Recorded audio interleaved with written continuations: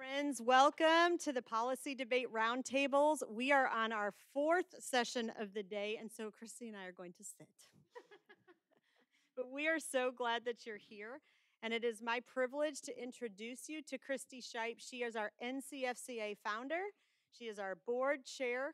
I will tell you, I think this often. If I have accomplished anything, it is because we stand on the shoulder of giants. And Christy is a spiritual giant. She is a fantastic teacher, an educator, and friend. So welcome, Christy Shipe. Thank you. Amy Joy is also, Amy Joy, you're just full of joy. It's a really tough name to have and be, yeah. And you are an encourager and you are inspirational. So you guys have an awesome Director of Education working for you here at NCFCA as well.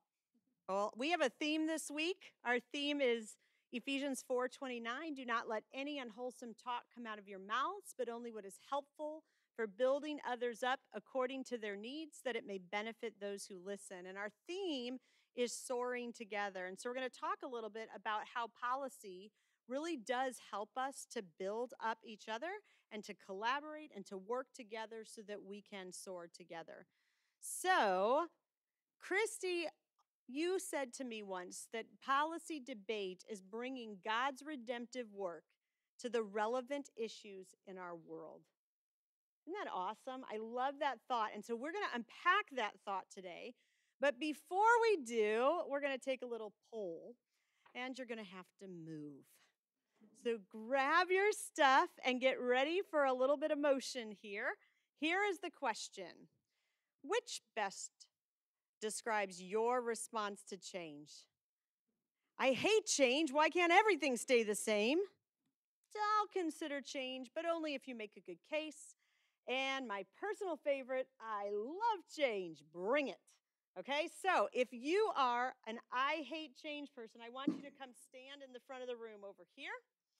If you are a I'll consider change, but you got to make a good case, come stand right in the middle. And if you are a I love change, bring it, come on over here, and I will meet you there. Bring your stuff. Oh, bring stuff.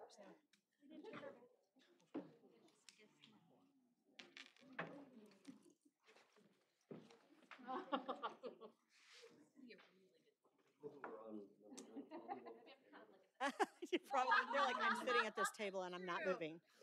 Okay, all you ones out there, if you're a one, you may not remain at your table. Stay at your table. The status quo. If you're, so are we ones over there? Are there any ones? Wow, that's impressive. But you're exactly, he said the ones will not go stand. That's true. All right, so what I want you to do is look around your group there, find 4 to 5 people, get yourself a table, and meet your new friends for the next hour. Yeah,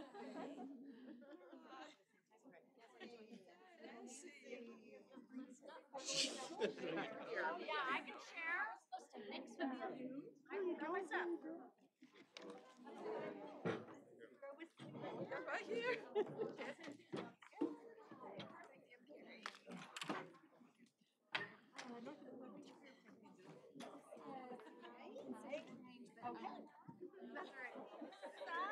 If you're just coming in, we would love for you to find a table. We're going to be doing some discussions. I'm aiming for 4 to 5 at each table, so try to fill in where you can.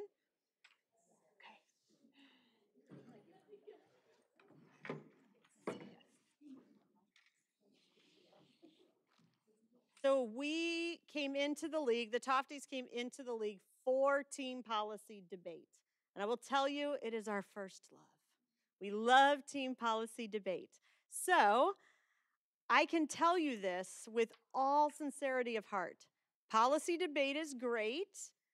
Judging policy debate can be challenging. And so to introduce yourself to the folks at your table, I want you to tell just a little bit about yourself, where you're from, what your involvement is in NCFCA. Are you a student? Are you a parent? Are you a visitor?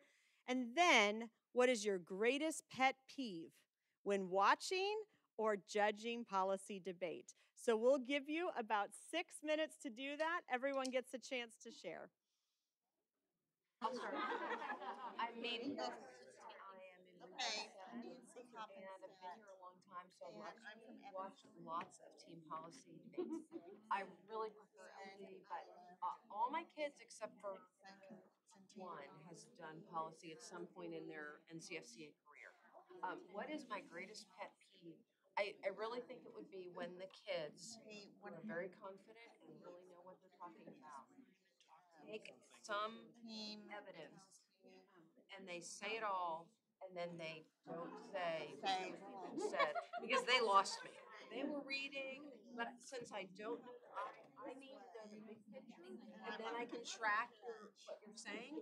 But they just say it. I just write down where the evidence came from, and I wait for them to tell me what it said because I'm just not going to track with them. I spend too much mental energy trying to figure out what it says, and then I miss it. So when they don't come back and say, so in essence, this article said blah blah blah blah blah, then they just lost it. They evidence was a waste. I'm Sarah Anastain, and I'm from Region 10, and I just heard. I was like, so, and I would say, my 14-year-old our family has policy debate. I would say I have a very similar. I don't like when they don't tag well. Notes. So I really like them to tag well. Cases. This just scared me. Like they're trying to get away with it. One trying to get away with a win so fast. I'm like, Patrick, I'm from yeah,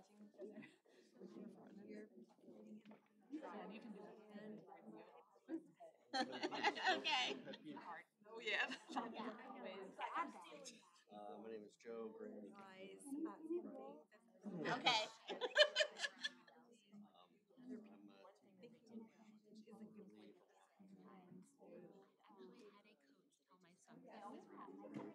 Remember this really good shaker because this is all I've got. And yes. Everything. Yes, agree. My name is Sherry Johnson.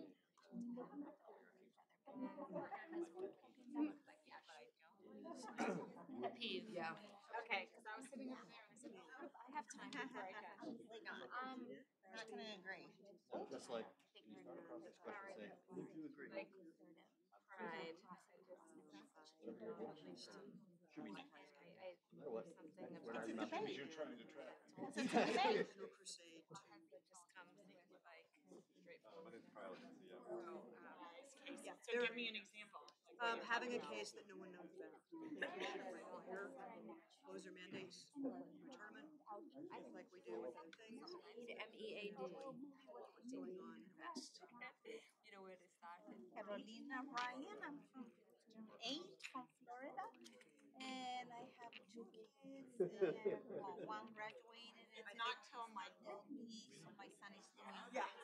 He wasn't until next year, so I want to reach out to acquainted with TP, but he practiced a few rounds. We've got like 2 teams. Partner, and he loves it. He's like, oh, this is so much more fun than now. So, I try not to like Makes for yes. It's also totally against our. Yes. Pet peeve, like you said, I like it when they tag things and paints a more clear picture for me. And also be respectful and no, you can tell right away when you're a calm. That's it. Answer enough. They'll share. And I am from Region 7. And that's, I think, for reading it, it's like, Trying to think of been around the block. struggling at this moment. And all my kids have done TP and some have done LB. And they all of them are. We are complicit. But one of my pet peeves is I coach novices mostly, and a lot of times they're new families coming in, and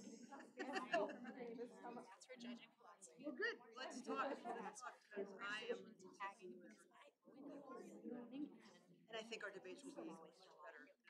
I use this in my class because the moms are in the class too. It's a mom in a sweat gear, and all these kickballs are coming at her head, and I feel like that's sometimes what debaters do to us.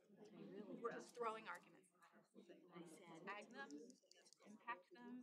They just read it, and they throw things at us, and then they expect us to. Because I'll share with you, because I like you. And it scares parents, and it's a tough So I asked tags, organization, and then with them. So I don't need a song and dance show. It's not. I also want to brag on philosophy. I think it's Sebastian. I judged him once, and I still have his flow color coded. Everything's labeled, and I show it to my novices. They win. Yes. So your judge can do Rewarded. Your judges can do better argument. Okay, friends. We are going to come back together, and I would like to hear who thinks they have the best pet peeve. Nancy, right here in front. What is your pet peeve? We're gonna bring a microphone to you. I said earlier that my greatest pet peeve with team policy is when the students tell me how to vote and they'll say, oh, well, with the NCFCA, the rule is this, so you have to vote this way. Yes. And I'm like, I'm the judge. I vote the way I want to vote. Students, if you're in the room, take note. Yes, another pet peeve. Okay, right over here. You're up, Tina. Oh, mine's kind of a bummer. Oh, Am I supposed to stand up? you Okay. sure can. So my name's Tina. I've been around the league for 13 years, and my pet peeve used to be an irritant, and now it's a mission. And I'm serious. My mission is to stop the game playing in team policy debate and to have the kids start actually debating from knowledge and to outlaw, as a rule in the NCFCA, surprise cases, to require that the students put their mandate on a list somewhere prior to a tournament. They can change it over the year, but they're required to put the mandate on there so that all the game playing and nastiness, we're no longer complicit in it as an organization. Thank you for that. Yeah.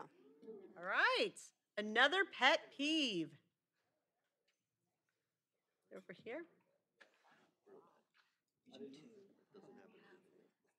Hi, my name is Lisa. I'm from Region 2, and my pet peeve is when the 1AC is so full of information that they have to speed read it in order to get it in time, and you can't hear a word they're saying. Yes. Yes. Speed and spread 1ACs. I thoroughly agree with you. I hate it when they tell me because of this debate theory, I win. No, you show me how you win. But one of mine is poor tagging. Okay. If they don't tag things, I can't flow around. So. Yes. All right. Any others over here? Oh, good. I'm Joe from Region 8, formerly from Region 2. I know what she's talking about. My biggest pet peeve is cross-ex question that starts with, would you agree? Interesting. If any of my teams hear that question, there will not be agreement happening. Okay, so we have a judge who does not like We would are you not agree. here to agree.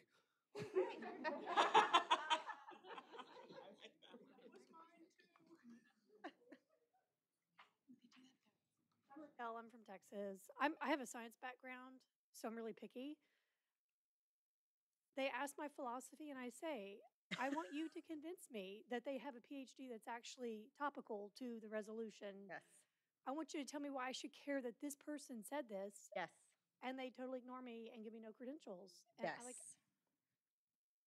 I can't even do that.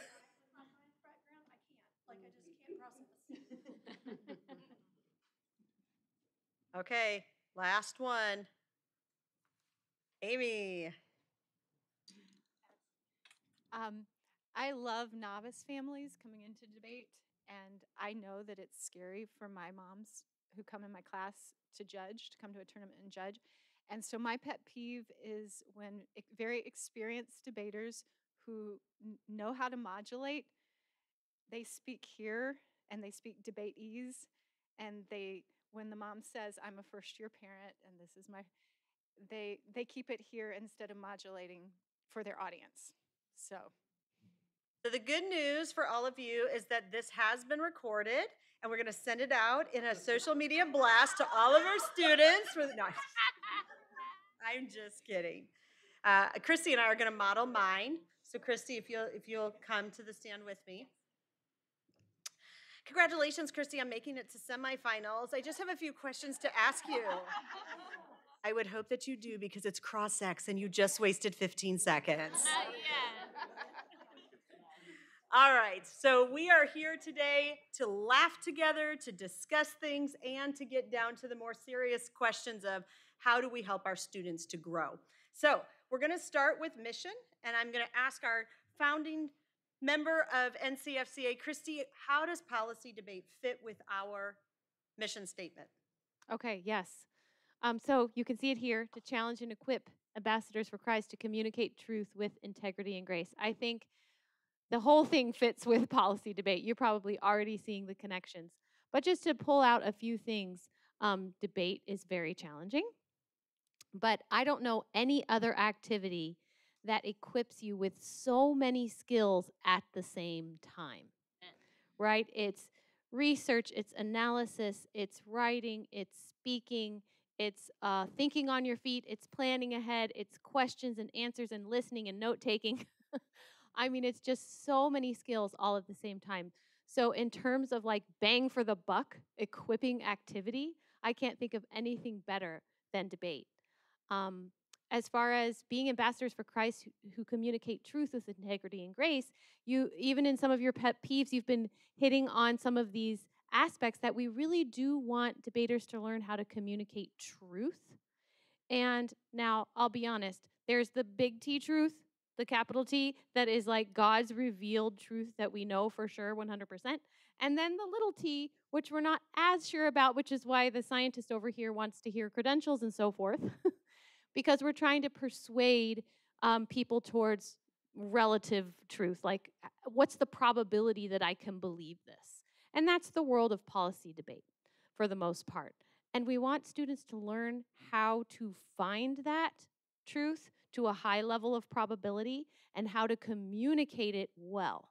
And some of that communicating it well involves the integrity and grace. The integrity to be incredibly careful with your sources, to not accuse your opponent of being a liar and a horrible person, right? Just because they maybe made a little mistake, to assume the best of people, to handle evidence well. Don't cut your piece of evidence to take a little piece from this sentence and a little piece from that sentence and make it say something that the whole article, that the author would not support you saying that it says.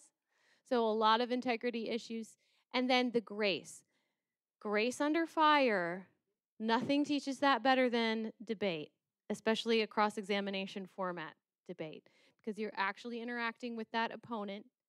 And you can learn how to do this in a gracious way. I mean, our kids have the chance to model to the world how to do this, because how often do you see people doing that out in our culture? And we have the chance to help teach and mentor, and then they have the chance to become the people that go out and learn and do this in so many different areas of the world. So I'm very passionate about how debate helps us accomplish our mission. So Christy, what would you say to the parent who says, my child is a speech-only student, that we're just not debate people? I mean, I would say you have to try it 1 year. But I would say, great. You've learned some of the public speaking skills that you need for debate, and both of them are valuable. But if you really want to get all of the skills that I was just mentioning, nothing teaches it like debate. And I think policy debate is the way to start for most people. If you've got a student who's a philosopher and just, goes to bed with their Plato and Aristotle under their under their pillow. They exist. That Those ha- kids are out there. Then maybe start them with value debate. But for most kids, and especially if they're starting at a younger age, I really encourage the start with policy debate because it's very concrete. It's easier to understand. Value debate's more abstract thinking. It's a higher level. It's most kids don't develop even abstract thinking abilities in their brain until an average age of 16. So just keep that in mind. Policy debate is usually my vote as a way to start. That's great. I loved one of the things you talked about. You listed off all of those different skills. And I know that my child, when he did debate, I mean, he just grew progressively right through those, reached that finish line so quickly. Said no parent ever. Right? These are skills, and they develop some of those skills at one time, and then they make big jumps over here. But it takes a lot of growth and process for our kids to not only get the skills, but then integrate them and put them all together at once. So I have this image in my mind. I have two sons that are older, and one of the sons was just motor skill, crazy motor skills, right? And so we have these pictures of him riding a bicycle at 2 years old, right? He got on this bike, no training wheels, just took off. Now, I do want to tell you, he didn't know how to stop. So I had to fix somebody's car and somebody's garage door. But he just had that, like he just took off and went. And then I had another son who may or may not have excelled at team policy debate, who motor function for him was a thought process. So I want you to picture riding a bike as a thought process. So that would explain why when he was 5, he broke his arm by putting a foot on a pedal. He didn't even start riding. He just put the foot on the pedal and tipped over. Yeah, so a few surgeries later. Anyway, it's a process. And that's why we're here, because we believe in the process. So I think there's something to be said for that for us as judges. Boy, it's so easy to go into a room and get a ballot and say, what were you thinking? Why didn't you? Remember, they're all different and they're all growing at different rates and different times. I think there's an important lesson there. Christy, talk to me about our values, our NCFCA values, and how those inform what we do in policy debate. Sure. Yeah, so you can see our 5 values here. And we're going to particularly talk about those first 2, but I'll quickly run through this. Let me save the first 2 for later because we're going to actually do some group activities with those first 2, redeeming truth and godly wisdom, because those particularly apply to debate. Gracious communication, I already talked about that. I think learning how to interact with somebody who disagrees with you in a gracious way, we all desperately need to learn how to do that. And our tournaments give the students a chance to exercise that skill and really, like you said, just continue to improve in that skill. Enduring excellence. The word excellence, I think, is self-explanatory. We want them to go towards excellence. And it's the reason we have competition. And it's the reason we actually have, as my kids always begged me when they were little, like, Mom, we want you to say who drew the best picture, right? And you really have to tell us. You really have to vote for a winner. We swear we will not get our feelings hurt. You know? Right? And you're like, well, yours is the best colors, and yours is the most creative. Yeah. I never took that bait, but we do that in this league. We do vote for the winner and the loser. So you do, I think that is motivating to try to strive to the highest level of skill that you can be. But that enduring part, I want to highlight that because we want this to be excellence that will last, not something that you drive and push yourself so hard and burn out, or something that takes over your whole life and then you don't have balance. Right? That's not excellent, and I don't think that glorifies the Lord. So just putting in a plug here for saying, yes, pursue debate to an excellent level, but it needs to be balanced in your life. It can't take over everything. You shouldn't get exhausted on it. Let's be careful on that one, because I think we can tend to go to the overdo it level. And then constructive community, I hope we're giving you a little taste of that right now, and I'm sure you guys have that in your clubs. But really, constructive community starts at home with parents and kids. And you are probably already all convinced of what I'm about to say, but I think we need to do a better job as a league really helping inspire parents to engage with their children as a constructive community around policy debate. Because a lot of parents are like, I don't know, policy debate, I don't know what that is, and I never did it, and good luck, son. I hope you have fun at club. But I always tell my students, go home, talk to your parents about this, tell them your plan. Say, Dad, Mom, what do you think about this plan? Grandpa, Grandma, what do you think about this plan? Because these are the people we're trying to persuade. These are, in real life, these are the people who vote on these kinds of issues, right? These are the voters. This is the voting public. Go home, talk to them about your plan, talk to them about your ideas, ask them for their input on these issues. It's a fantastic way. One of the best ways to practice for debate is just talking with people about the issue. Just talk. So encourage the parents and kids to talk together about what they're studying and all their ideas and plans and arguments and brainstorm. But we're going to highlight redeeming truth and godly wisdom to call those out. So redeeming truth, let me just speak a minute about this, and then I'm going to engage you. Truth, I think, happily, I can say all of us understand what that means in this room. But just to expand on it a little bit, Jesus calls himself, right, the way, the truth, and the life. So it's not just a concept, it's a person. I think it goes a little bit beyond what we can understand logically. But it strengthens my faith to know that I know the one who is the truth. And so everything we do and think needs to be based on him and what he's said and our relationship that we have with him. And this idea of redeeming truth, we draw that from, it's Philippians, right? Where whatever is good, true, noble, lovely, praiseworthy, think on these things. And I'm just going to expand a little bit, Amy Joy, here on that. The story of the world, the story that God has been telling us for all of the existence of time. The story writ large across Scripture and the story of each one of our individual lives is a story of creation. God created everything. He created me. He created you. He created the whole universe. And when he created it, it was good. Right? That's where it starts. And then, as we know, sin entered into the world. We fell. So creation and then fall. And all of us have done that. All of us have made those wrong choices. All of us have fallen. All our kids have fallen. And by the way, that came from our own hearts, not from outside influences and other bad people and stuff. It's in your child's heart. It's in your heart. We fell.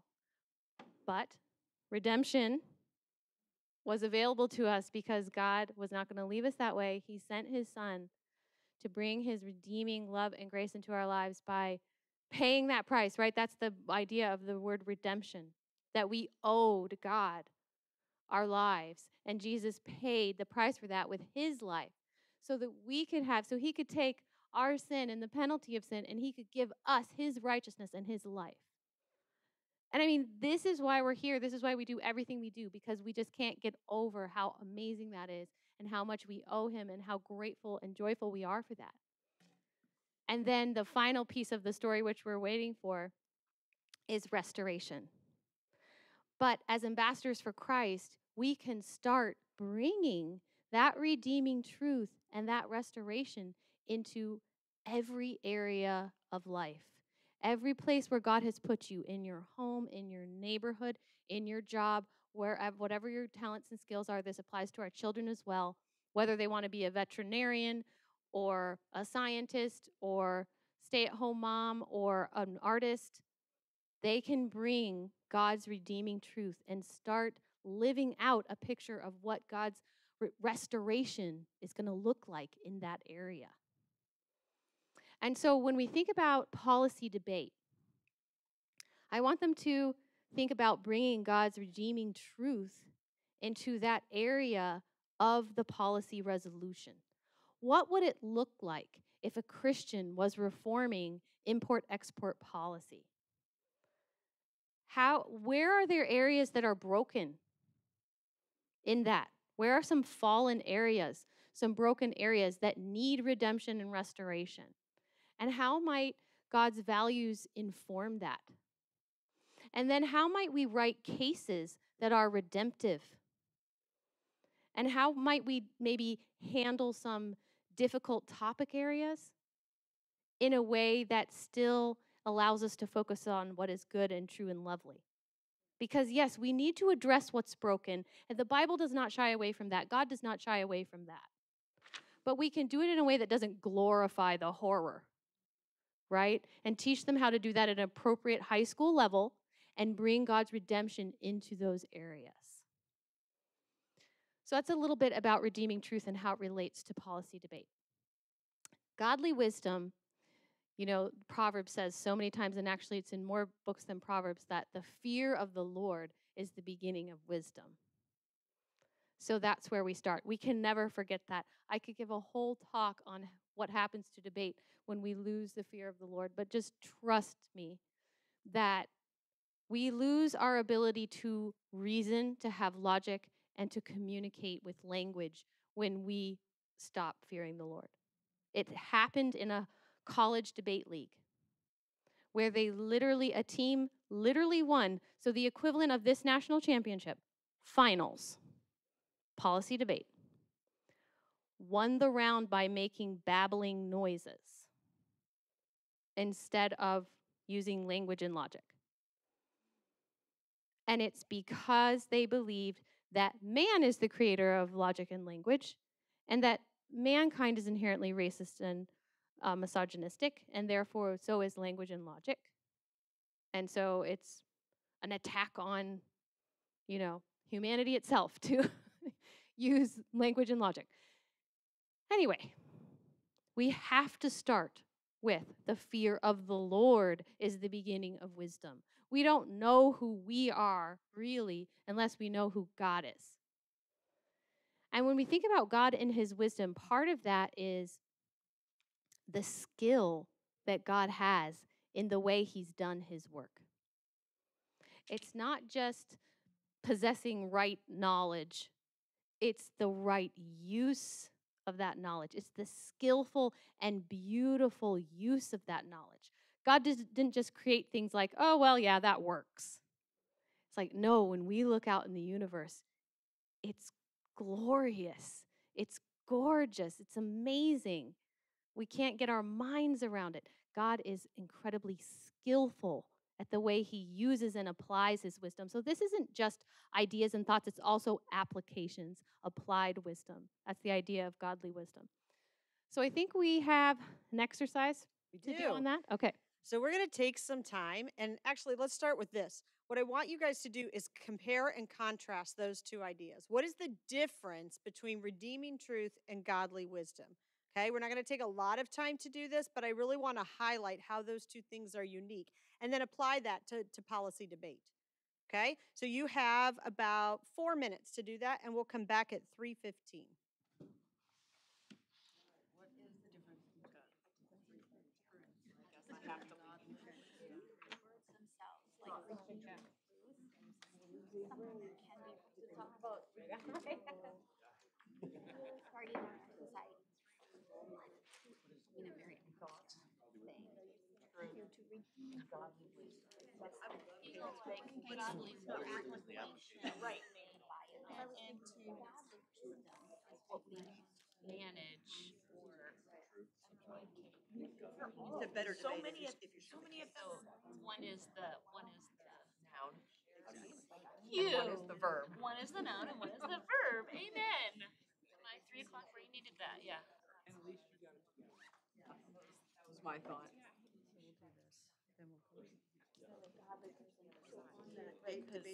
Redeeming truth is a noun, and it is what it is, whether we recognize it or not. It's a truth. It is there, whether we recognize it. We can ignore it. We cannot believe it, but it is still what it is.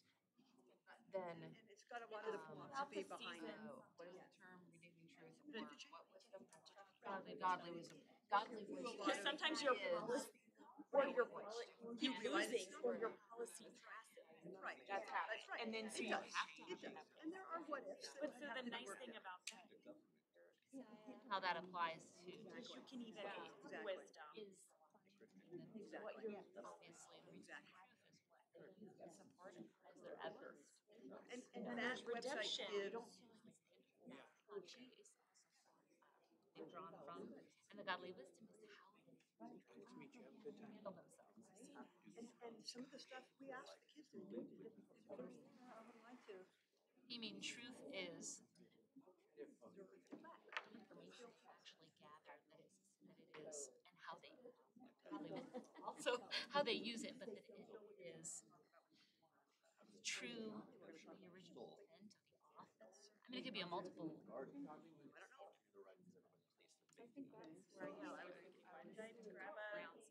They haven't released. I've been checking too. Sure, it still have they still have 8 ballots. But I'll give you my actually policy on Like, I don't know, it's just because there's a purity connected and looking at the research they did and everything. doing it as a region. Our region is like some parents that are on board, some clubs are doing it. So that website. I'm thinking about Not a kid for decision. the benefit of not only the adults but Just like we don't want the whole to society. say, I want to eat about the resolution. candy every day. But I've seen that down in the Things that we make us do it right now. This is in your budget. You need to. exactly what You guys done the penultimate stage. Yeah. So then I it's really faster. appreciate that because there's some cases Yeah, it's out faster. there that I would say We're not gonna really Good. So Oh, VRC.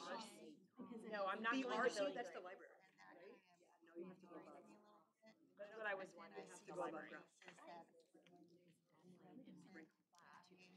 I'm from Washington. That would be a great. You're right. It's not. Okay, friends, I'd love to hear some of your distinctions. So if you could tell me what the difference between redeeming truth and godly wisdom is, just raise your hand. purely some other decision as opposed to a redemptive. What's the difference between redeeming truth and godly wisdom?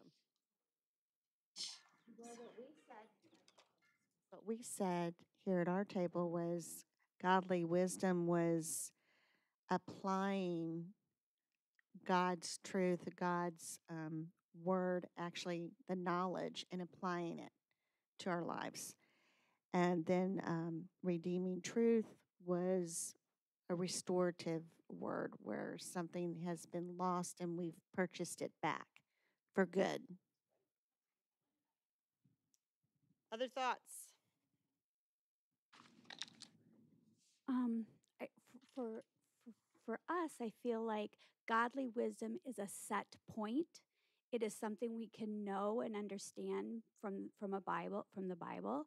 Where redeeming truth is a action. We are attempting to redeem or buy back truth to restore it to a state. Any other thoughts? No, they applied it completely opposite. Okay, that's okay. Tell me about your, yep, you get the Oh mic. no, we were just saying redeeming truth is capital T truth of the word, so that's the noun, and godly wisdom was the way we steward the truth, so that was the verb. I like that word, steward. Great. Any last thoughts? And just whenever I hear the word wisdom, I think about like the Proverbs, right? So like, train up a child in the way he's go, and when he's old, he'll not depart from it. This is true for all of us. Now go and figure out how to do it with your kids. That is the truth, and the application of that truth requires wisdom, because you all have different children, all that stuff, and how is it, and you live in different places, and all this stuff, and we have different societies or whatever. But the basic truth is that children are a heritage from the Lord, right? That's like the base, and that they're all valuable. They're made in God's image. They are to be instructed, raised up in the fear and admonition of the Lord. Now, Amy Joy, how you do that is between you and him, but that's what you're supposed to do. I think that's Great. Excellent ideas there. So we want to now take this and apply it to policy debate. So we're going to divide the room, and I'm going to have this table and the table in back and you all right here. You guys are going to be thinking about research. When students are researching, how can they, or what are some of the obstacles to finding redeeming truth? Okay? On the other side of the room, you all are going to think of the debate round itself and what obstacles inhibit godly wisdom in a policy debate round. Okay? So those are on the screens if you need to be reminded of the questions. But again, you all are looking at research, the preparation for policy debate. You're looking at the application in the round. Okay? And we'll give you about 7 minutes to discuss that. Obstacles inhibit The desire to applying godly. I mean, you have to find accurate information. Yeah, a lot of junk. You can't just go on Google. Especially with another table. Okay. My table's on. They're all to ballot. Right. So like idea they have to know where they can trust. Yes. We're on the godly wisdom. Okay. She's bright. And The obstacles that mix of stuff. I know, like my son, one of the things he really looked for is something credible. I think it says. Oh, That's why we're all good for you. leaving. Thanks for letting me know. I might look back and think that the rapture, yeah, I might think that the rapture happened and I got left behind. Please know I'm not here. Oh.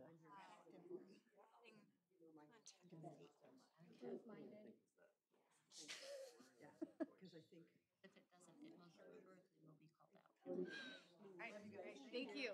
Thanks for what you're doing. Right.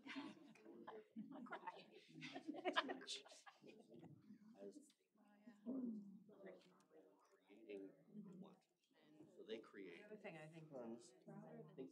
find Put out all a source that is reliable and not concerned. known in that arena. Occasionally, is that source coming from a group of people? Like she mentioned earlier, banning export from countries that allow slavery.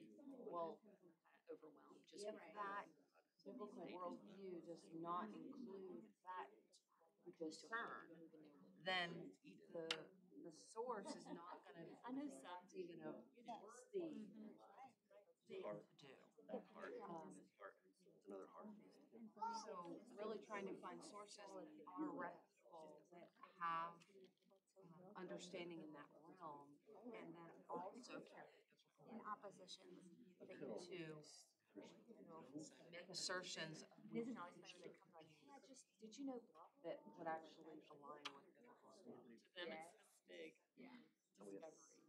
How do I This big not My kids didn't live through 9/11. one of the things you're talking, the reasons them doesn't tend to So they're trying to limit certain topics. It's all the way. Is you have to really hard Because it doesn't exist. time There's no research on that topic. stumble upon information that is Okay, because we probably were like that. I mean, sorry. Yeah. My girls just have yesterday proposed speeches, and that was Croatia. When is it appropriate? Taking care of lunch area. Oh, okay. Yeah. They were. Hi. It's hard to do that. So they're both from that next to I feel like, especially with how So it kind of. I mean, it's not. it is just one of those things. Relationship.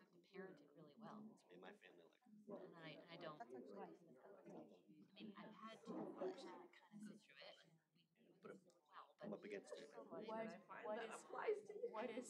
is credible? Absolute sources are credible. Unsee what you see. What's true?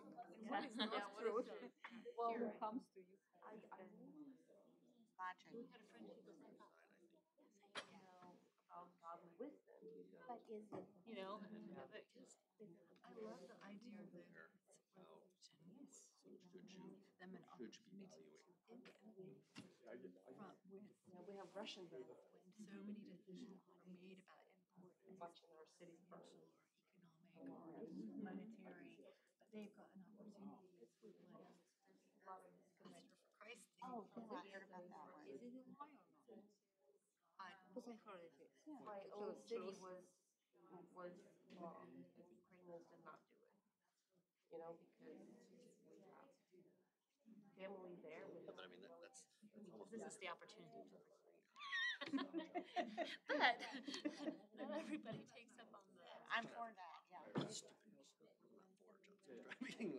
One of the things that I have seen in a coach with, So when you know better, some of the kids don't know the climate truly to research. And I think what's an obstacle. Great. It was interesting. Very interesting. I don't know. They want things efficiently, like pull it up and let's go to that.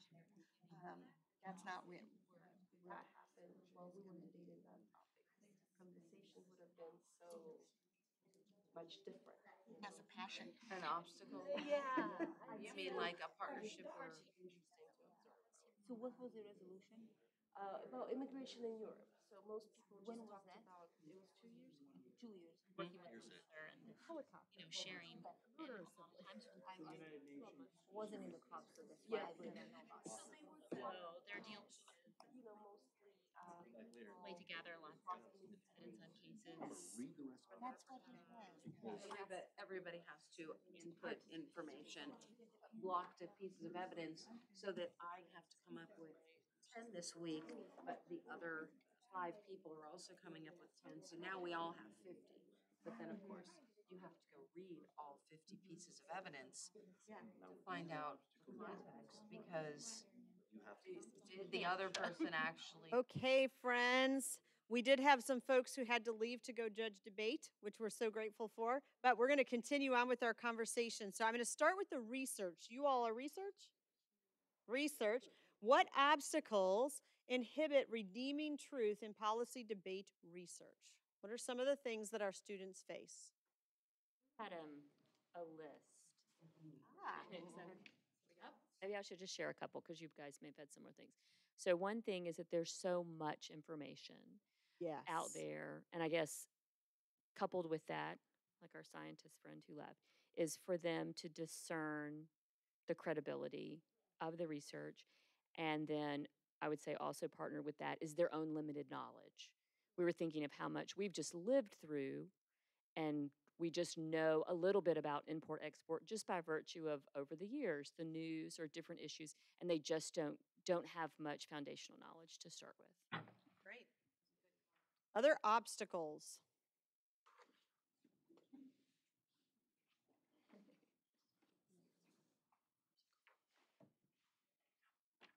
We did them similarly, sorry. We had sources, so trusted biblical worldview might fall in there if you're really, depending on what you're looking at. Adding context, that they don't just pull something out that sounds like it fits what they need in that moment and they don't really get the whole context of the paper, the article. We said other students can be an obstacle, especially in team policy when they're working collaboratively on things that they're dependent on other people to accomplish the same goal, and so they can be an obstacle. They can be a really great help too, but I'm not saying.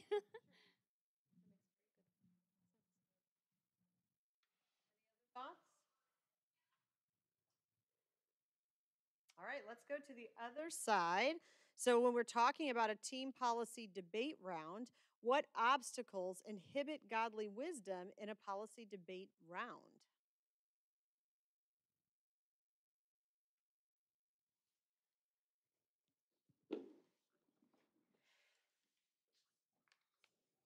Yeah, I'm going to be the spokesperson here. So I think we really talked about just some of the hard things about being human in general, right? So we talked about pride, temptation. Maybe if I don't win, I have an insecurity, so I want to point out why it's the judge's fault. And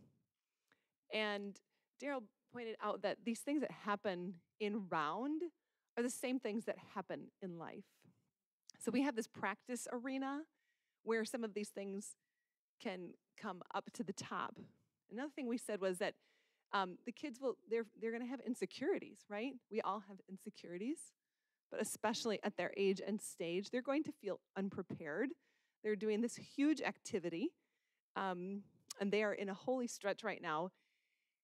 And they might feel like they need to give an answer, right? I mean, we're putting them in a place where they're supposed to come up with an answer, but that can reveal really their heart, right? Nothing comes out unless it's already in the heart. And so it shows where they're drawing their significance from, which can be sometimes I think it's painful for me when I have to see that myself. But for a student, they're really going to need some shepherding there. And it came up that a lot of that, the handling of the unveiling of that insecurity, that a club can really be a community that can help that, right? So what was it you called it? The culture of the club. The culture of the club can really be the space where students can teach one another that it's okay to make a mistake and that there's not poking fun when they don't have the right answer. So just the importance of the parents shepherding and being part of developing and leading those kids in the culture of the club. One of my favorite stories about debate is our second son. Debate was not really his thing, but he knew that it would develop skills. He honored his parents in giving it a good shot. And he and his partner, they were dear friends. They went up against one of the most competitive teams in our region at that time. And so they went to the room, and the older team met them outside the door and said, "So guys, do you have a brief to our case?" And not only did they not have a brief, they couldn't even pronounce the words that were in the title of their case. And this older team said, "Hey, we have a few minutes before the round. Come with us." They handed them a brief to the case and then sat and explained it. Wow. Hear me on this. Of course they won the round. Of course the older team won the round, but they honored and valued these young competitors. And there was such a dignity in that they were able to walk out in defeat and say, "That is the best round I've ever lost." And I think that goes back to this idea of the culture in your home. One of the sessions that we had yesterday, we had some really good dialogue on how we give our kids mixed messages. Like, "It's not about the competition, it's about your godly growth." Why did you make that argument? What were you thinking? Right? We literally set them up for this, mixed message. So just being really aware of the culture in our homes, being aware of the culture in our clubs, but ultimately even being aware of the culture in our league, right? What's happening in the hallways? What are we seeing? What are we speaking into? So other obstacles to godly wisdom in a debate round. Maybe this table right here. They said a lot of ours. They said a lot. Oh, okay. Add maturity level. You want to just talk to maturity level a little?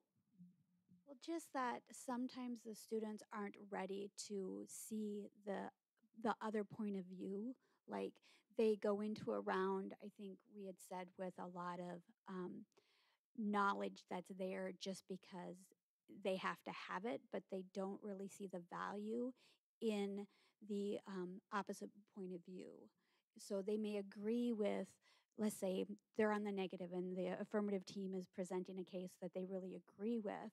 So they half-heartedly present all this negative stuff, but they don't really see the value in the discussion. Their maturity level just isn't there yet to value an opposition point of view.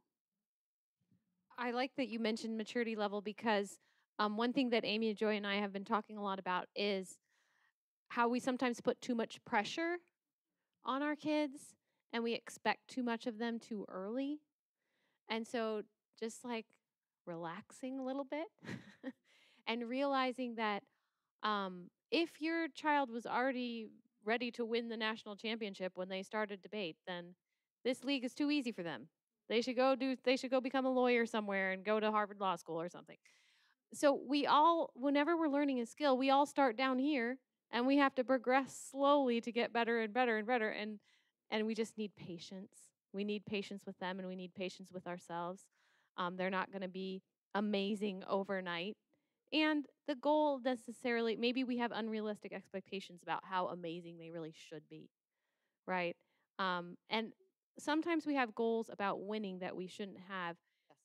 Um, for my daughter, who was probably, we'll see about my 12-year-old how he progresses.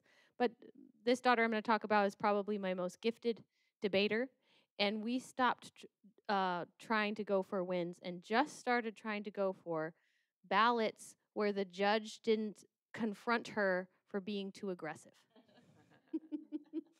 And that has served her much better in life than trying to get wins in a debate round. Absolutely true. Yeah. So it's easy to identify the obstacles. They're pretty much glaring in front of us in the different rounds that we watch. So we want to flip that coin now and say, how can we help them to overcome it? And I loved your point before. This is the what. This is what you should do. But how we do that matters. And it can look different for the different types of students we have. So let's take some time in our groups. For the research group, how can we help students to overcome the obstacles and find redeeming truth? And then for the round group, how can we help the students to overcome the obstacles and gain godly wisdom in the debate round? Okay, so try to aim for 3 ways that you feel like we as parents could do that. Okay? And we'll take about 5 minutes to do that.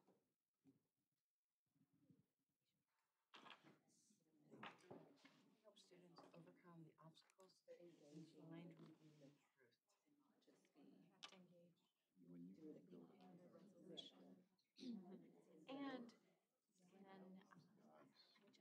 listen to what they really about. They know God's word to your point. They know who they can like. So just listen to what they're done. Did you do that? Doesn't mean some other. It's just I would ask him, entering this world with them. Hey,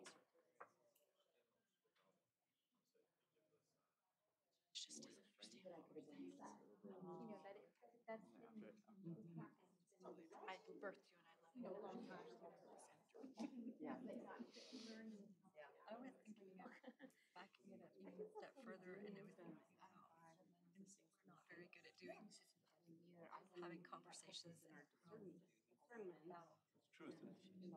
to just talk about it. They mentioned that earlier, having a Just learning, like, let's see what she says, or let's ask.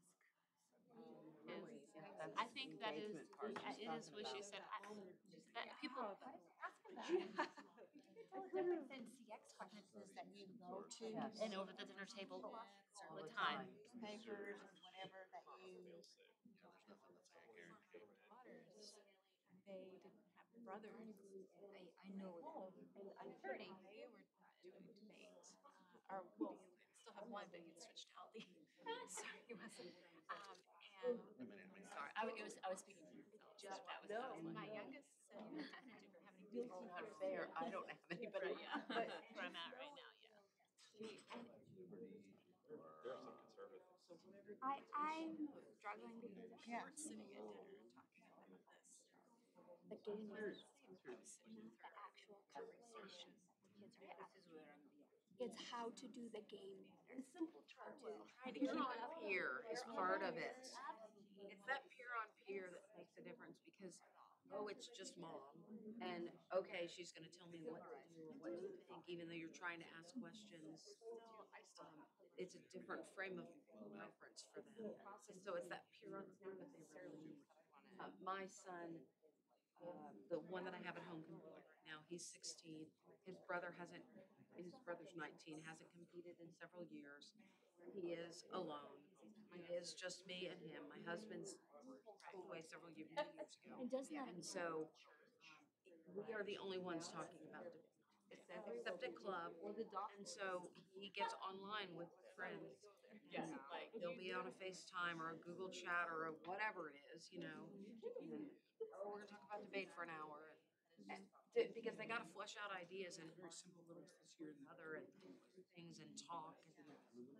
So I'm. Yes, Oh, yeah. that was a new word for us. We had so many people had so much trouble here. We had this. And my husband, that's like pronouncing it. Everyone go around and But pronounce it, but then the conversation next So in classical, and use it a different way, like recidivise, recidivate. So we're like, so my daughter, no structure. And really, this is what happens. It's what they do for fun. In my house, she was like, This is really what happens. I'm 6 months ahead. Get on, of it's her. all. This is in some time zone. So some of, we're in Eastern, some of these are in Central. And they'll start at like 10 o'clock at night, 10 o'clock my time. And it will turn to Out loud. they'll get on to just chat. There's a group of them. They get on a lot.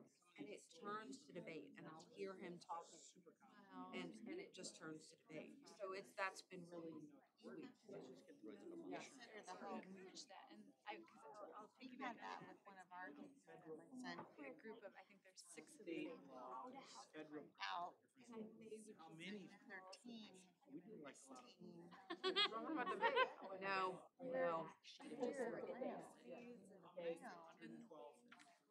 Celebrating life still.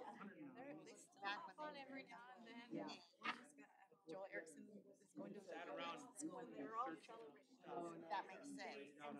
But they also speak into each other's lives. It's not just debate, it's other ways that they're walking through life with each other. Nice. Right.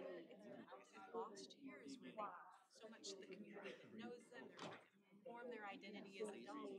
Right, they're moving right now. Over the summer, this must be hard. And still trying to. And it's a case, all of this Which one of the obstacles can be other students, and then you can be the very thing that sharpens you the most, because there's usually an editor in the group, and special often Try and be quiet. and stuff, and he's like, no, this won't do. This is not passing muster, and so The evidence counts. yeah, absolutely. Yep. Be honest. No. Say, I don't know what that means. Stop. So much information thing that they. So many of them. Those are intimidating things for the younger. I have. Look at it. And that's where I'm at too. I don't have any opinion. And the part of it is just doing it. But he's. We could even do candy. All right, friends, we're going to wrap it up here, but I would love to hear just a couple of the ideas that you all came up with for strategies for how we can help our students. So we'll start over here with research. What are some of the ways that we as parents can help our students to find redeeming truth?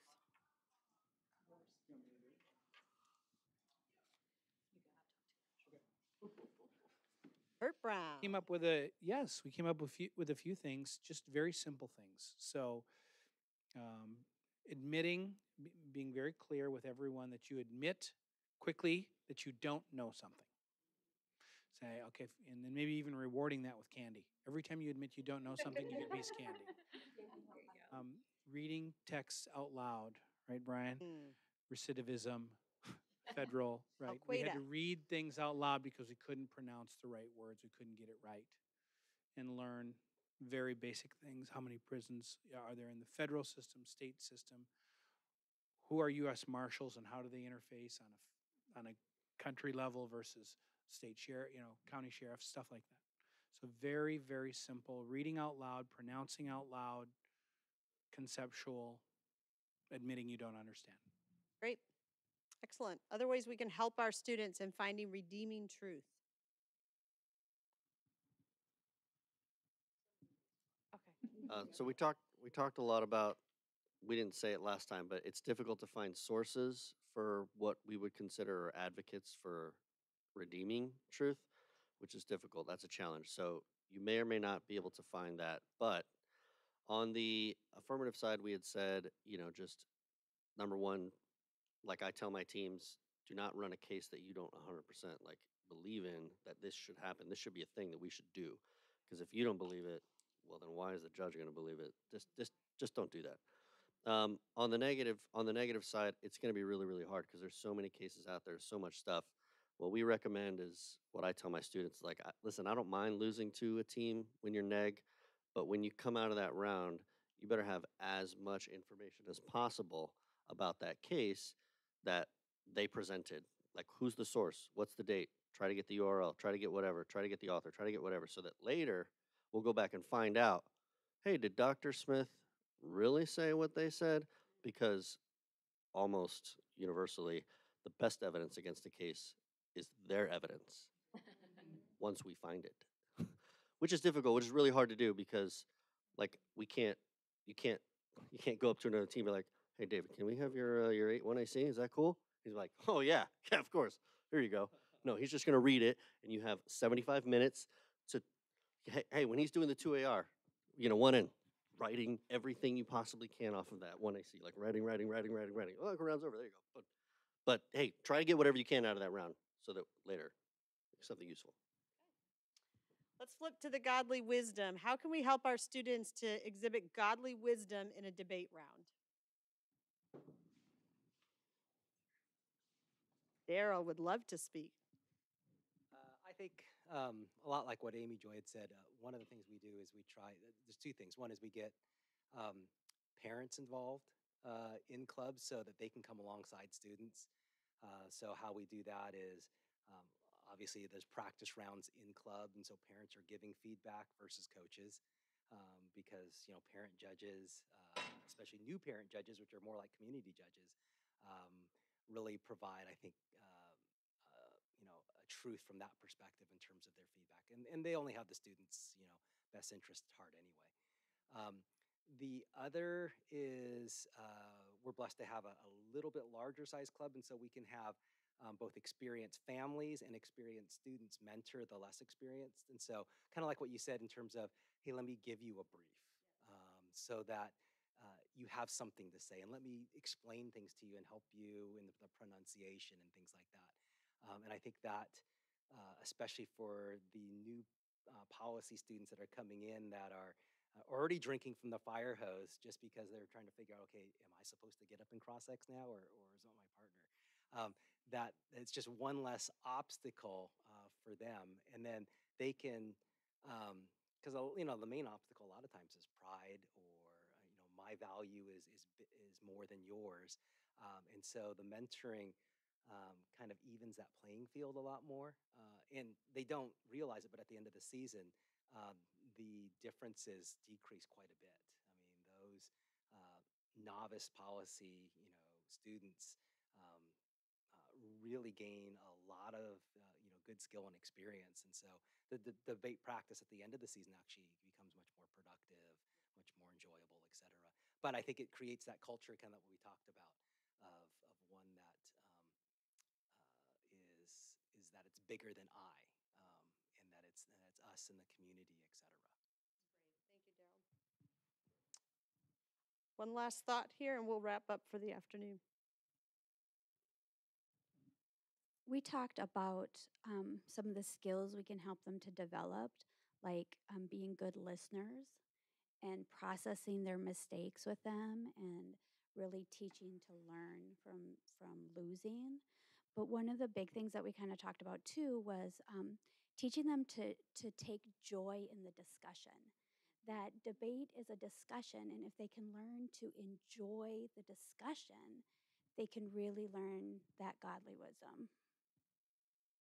I think one of the funnest times in a policy debater's life cycle in NCFCA is when they get over that hump of kind of that pride and I'm going to win, and they get to the other side and they would rather lose in a good round than win in a contentious round. And that's for me, like when they get there, I'm like, yes, God is doing something good here. So yes. I just say something about hanging on to them in the middle, in that the burnout and the I'm thinking like the 14, 15-year-olds who started at 12. They didn't know what they didn't know, didn't care. They were going to get up for 8 minutes and say something for about 3 minutes, usually, all that. So, and they haven't reached that point. Yes. but they're in this middle. They are constantly getting beaten by more experienced teams. They are aware of their incompetence, and they do not see their growth. And I think one of the ways that we as parents and coaches can speak into is finding ways to help them measure their growth, which looks different from everyone else around them, from everyone else in their family. What does growth look like for this debater, this tournament, this round, and identifying it and celebrate that. Yes, yes. Thank you for that, Amy. That's great. All right, Christy, last thoughts. I would just amplify what you all have just said. I mean, I love that. I'm so glad we've recorded this. I think this is really good information that I hope that you've gleaned from each other. So I would just encourage you, my last thought would be reflect on what we've talked about today and maybe just purpose to highlight in your own mind one thing that you want to take back to your club or to your family and apply it, because sometimes we share a lot of information and then we forget it all. So maybe take a minute to just write down one thought you want to take away or something the Holy Spirit put on your heart to emphasize for your family or for your club. One of the things that Christy said in the policy resolution seminar is that when they set out to start a league and they wanted to offer this to homeschooling students, the very first thing they did was write some instructions, some curriculum to help give people some grounding in what even is policy debate. So Christy, all those years ago, worked on that curriculum. She's worked on curriculum for NCFCA for a long time. We won't say the years because it will make both of us feel old. But I'm really excited about the curriculum that we have right now that you can use in your homes and your clubs. I also want to let you know that Christy is in the process of a new rewrite that is going to take that curriculum to a whole new level. So we're looking at an 18-week curriculum. It'll have high school credit built into it so that students could take it as a class for credit. It will be available to our Christian schools. But the two features of it that I love the most is this whole idea of how do we help our kids have this godly wisdom that they're going to apply in import-export policy. Like how do we really take those biblical principles and put them into practice? That's what's going to really shine through. So biblical worldview based. And then the other part that's really exciting is it will be a living curriculum that will change every year with the resolution. So a lot of the assets that we're creating right now, every year we're doing a debate policy case, we're doing an AF brief, we're doing an AF backup brief, we're doing an egg brief, we're doing an exhibition round. All of those things are in preparation for this curriculum that is to come that hopefully will help walk these students from the time they're 12 all the way through to the time that they're ready to go out and change the world. So we thank you guys for being here. If you want more of this, if you want some deeper dive for your students, come back and check us out. Our online intensive this year is going to be specifically designed toward our advanced students. We're bringing in subject matter experts, members of our debate resolution committee that have now been researching this topic for 9 months. Their heads are full of knowledge and wisdom that will help you get started in this round. So thank you so much for coming. If you just want more, we're going to flip this and do this again in about 5 minutes. Otherwise, have a great night, and hopefully we'll see you back tomorrow.